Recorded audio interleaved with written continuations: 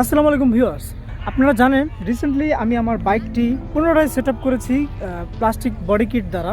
তো body kit করার পরে সবচেয়ে চ্যালেঞ্জিংমূলক একটা বিষয় আমাকে ফেস করতে হয়েছে, সেটা হচ্ছে গাড়ির বডি স্টিকার।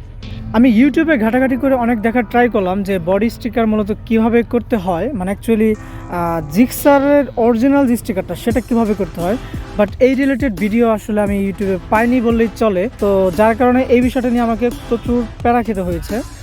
তো দেখতে পাচ্ছেন এখানে আমি লেখাটি লাগিয়েছি, আর এইখানেও। তো এইখানে কিন্তু একটা চ্যালেঞ্জের বিষয় হচ্ছে এই কের এই দাগটা কিন্তু এই পর্যন্ত মিলাতে হয়েছে, যদিও এখনও 100% মিলেনি, বাট আমি জাস্ট ট্রাই করেছি যতটুকু হয়েছে। এই অ্যাঙ্গেল থেকে মনে হয় যে হালকা মিলেছে, কিন্তু এখান থেকে মনে হয় যে মিলেনি পুরোপুরি, বাট তারপরেও।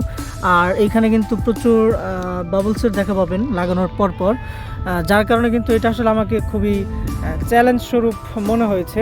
তো আসলে এই জন্য আমি ভাবলাম ইউটিউবে একটা ভিডিও তৈরি করব যে জিক্সারের এই স্টিকারটা মূলত কীভাবে লাগাতে হয়। তো চলুন সম্পূর্ণ ভিডিওটি শুরু করা যাক।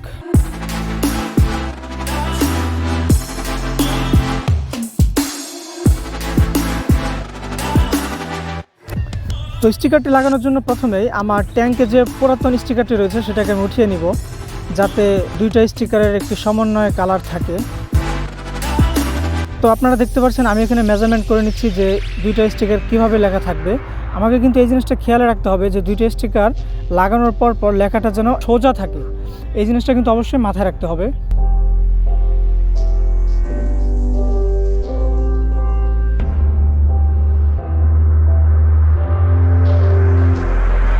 তো লাগানোর জন্য সিম্পলি আমি স্টিকারের পিছনের যে কভারটি রয়েছে সেটাকে উঠিয়ে নিব, তারপর লাগানোর পালা।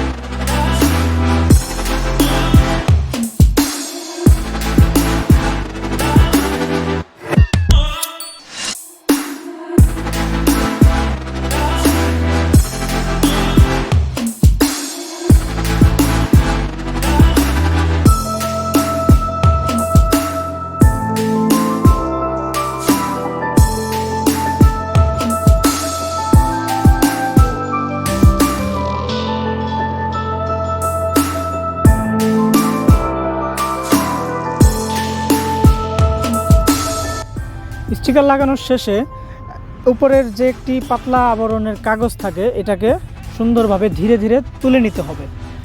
এটা ধীরে ধীরে তুলবেন, আদারওয়াইজ যদি কেউ জোরে টান দেন তাহলে দেখা গিয়েছে যে অরিজিনাল যে স্টিকারটা সেটা ছিঁড়ে চলে আসতে পারে, যার কারণে ধীরে ধীরে খোলার চেষ্টা করবেন।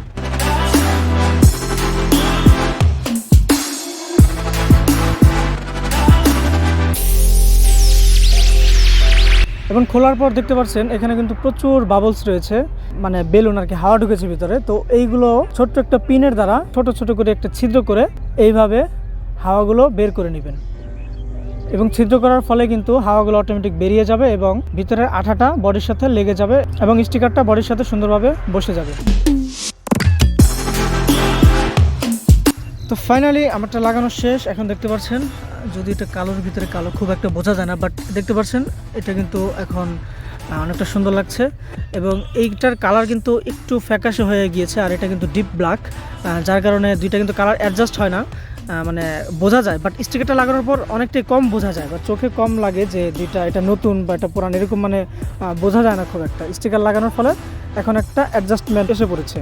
তো পাশাপাশি আমি কিন্তু আরও একটা স্টিকার এখানে লাগিয়েছি সুজুকি, আর ঠিক নিচে আরেকটা লাগিয়েছি, এখানে লেখা সুজুকি। আর এই জায়গাতে এখানে একটি স্টিকার এবং এখানে একটি স্টিকার থাকে, বাট আমি এটা লাগাবো না, কারণ আমার সামনে হেডটা এরকম ব্ল্যাক দেখতেই ভালো লাগে, তো এটা কিন্তু আমি আর লাগাবো না।